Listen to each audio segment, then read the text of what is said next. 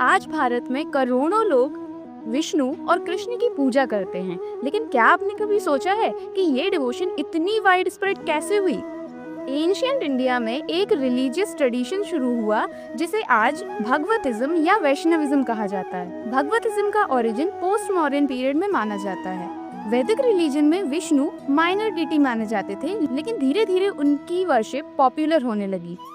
धीरे धीरे विष्णु की वर्शिप मर्ज हो गई नारायण के संग। नारायण को यूनिवर्स का सुप्रीम बीइंग माना जाता है और इसी फ्यूजन से डेवलप हुआ भागवत ट्रेडिशन।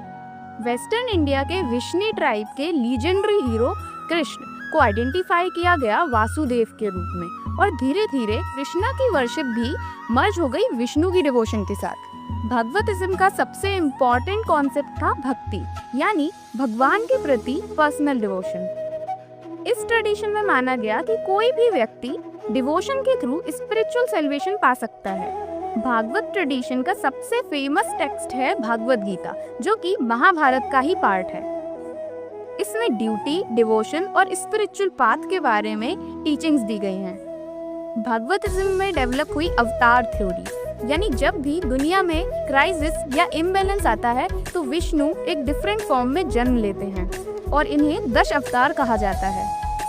गुप्ता पीरियड में वैष्णविज्म को रॉयल सपोर्ट मिला क्योंकि गुप्ता रूलर्स खुद विष्णु के डिवोटीज थे।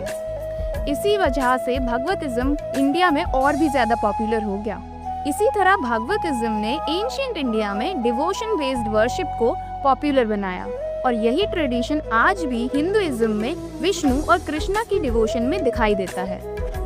Follow for more such content.